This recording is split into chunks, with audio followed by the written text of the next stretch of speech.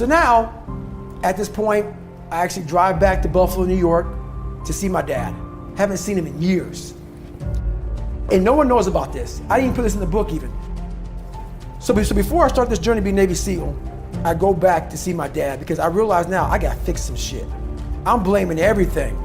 I gotta go back. You know how a lot of times you're like, if you're a runner, your right knee may hurt, but it's not your right knee that hurts, it's really your left hip.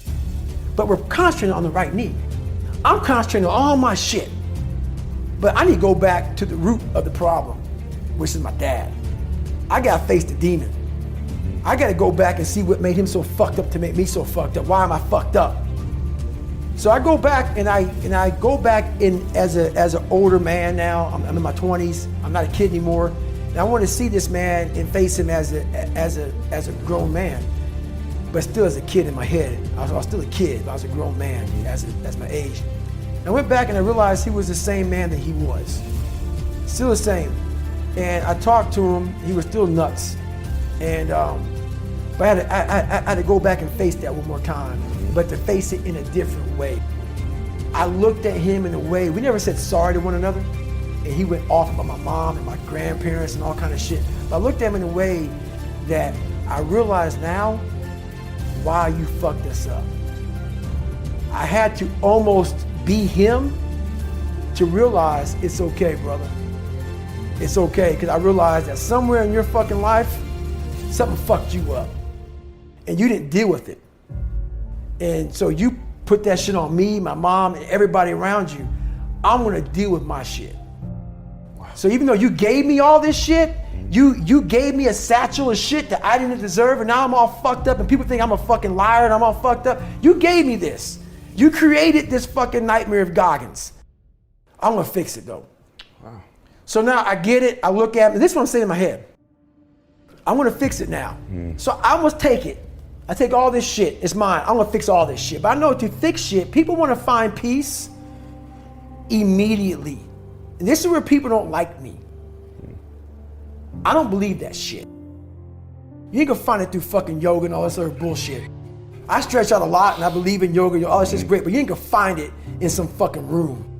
You're gonna find peace from going to war with yourself, because we all got shit. We all got shit. People look at me, the reason why my story resonates with people, because I don't hide. I'll tell you exactly who the fuck I am. I will admit to it. People are great at hiding. So they want to just find peace. No, you gotta take your shit, fix whatever's fucked up in you. Don't just shove it under the rug. Fix it, and then you'll find some peace later. If you're obsessed by memories of the past, more than 18 months old, and most of those are negative, so anxiety provoking most often, then there's a lot of you that's stuck in the past. And what that means is you didn't map the territory well enough, and the parts of your brain that are alarm systems, anxiety systems, are saying, no, there's holes in the way you're looking at the world. There's holes in the way that you're looking in the world. And you fell in them once, and you don't know where they are, and you don't know how to fill them, and you don't know how to walk around them, and so you can't forget them, you can't forget them, you can't forget them, you can't forget them.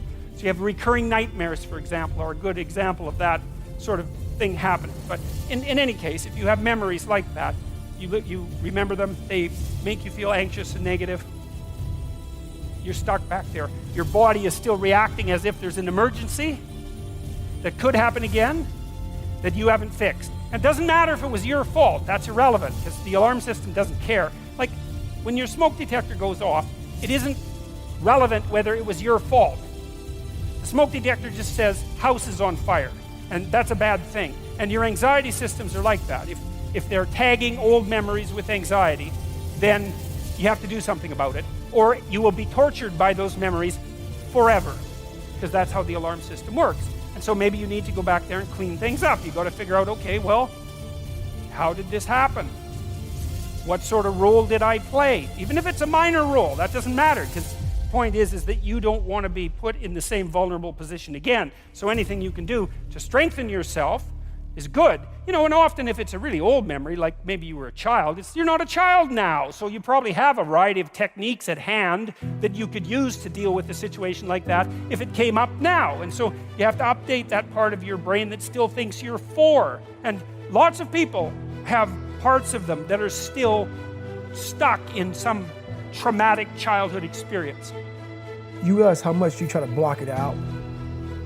You realize how much of your life you just shove under a rug and you just live on top of that rug until you pull that rug out and you fall into this fucking pile of shit. And then when you're in this pile of shit that we literally carry around with us all day long, but we just put it way back here, but we're carrying this big fucking rucksack, this big backpack of shit every day, but we think we're not. Right? We think we're not. We think, oh, we're good. I'm good. So when I had to go back in that shit, what was hard about it was trying to find power. Trying to find power in filth. Trying to take all this negative shit and say, all right, how the fuck am I gonna use all this shit to propel me forward? That's the hardest part about it, because all you wanna do is lay in it and just say, God, man, like, just let me die in this shit. So as you're going back to it, it almost makes you say, how the fuck did I get here? So then I went back to it, and I went back to it way before this book, because you have to go back to it before you go forward. You know, we all want to start now. I'm 44, I'm not gonna go backwards, I wanna go forwards. No, that's not how it works. You can't speak about the way I do unless you process it. You go back 1,000,000 times. You battle it, you overcome it. Even though it's gone, you gotta go back in your mind and face it and overcome it. With my father, when I was 22, I believe I was, 22, 23, I had to go back and face him. Actually face him one-on-one.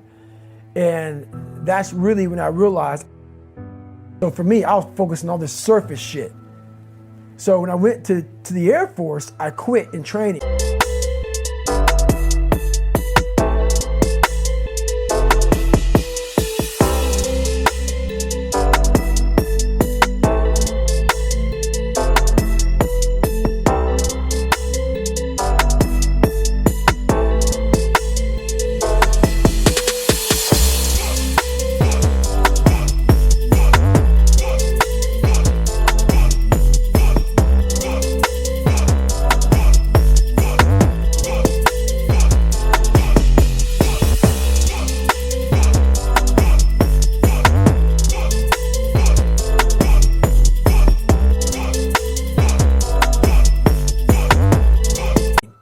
Because I learned how to read, I learned how to write, I learned how to swim.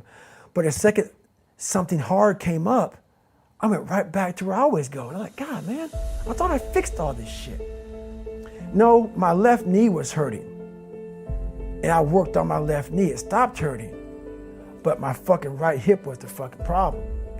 So my right hip was my dad, right? The crux of my problems wasn't anything to do with everything in life. It was to do with my father, because that's where it started. It started there. The origin of the story, it started there. So I went back to the start point, and I had to face where all this happened, where the mindset started, the mindset of, you know, all this shit, being beat for no reason, and feeling like you're nothing, and feeling like you gotta lie to gain friends, and you know, my mind was developed, but it wasn't developing properly in that hell. You can't develop a mind in the hell I lived in. So what happened was, people blamed me back in the day. My God, you lied about this and you did that. Let me put your fucking ass in that shit. Go, be born in that shit, man. Let me see how you come out. Let me see how secure in your foundation you are when you get beat for just fucking doing nothing because he's drunk and he's mad at you.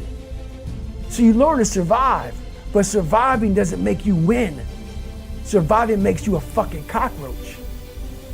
It makes you just do that, survive. It makes you lie. How can I get through this? Right. How can I get around this? Versus being a man and standing up for what you believe in. You're a coward, so you lie and you manipulate. But that's what those foundations, a lot of people are beaten mentally, physically, spiritually, emotionally. So it makes you a coward. But then people blame you for how you act when you're 30 fucking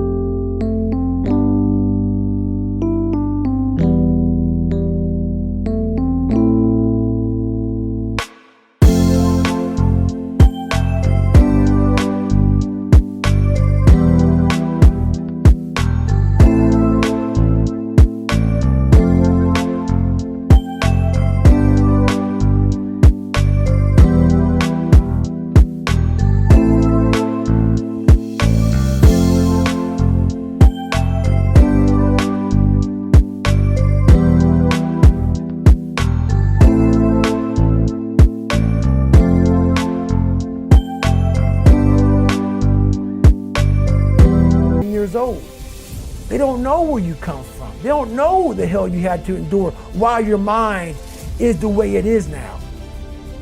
So you have to go back and fix that shit. You got to go back to where the shit came from. You're not gonna fix it now. You gotta go back and fix it. So when I went back there, I realized this fucking guy, I had to look at my dad and forgive him without saying sorry. No one said sorry. I had to go back and say, why were you so fucking nuts?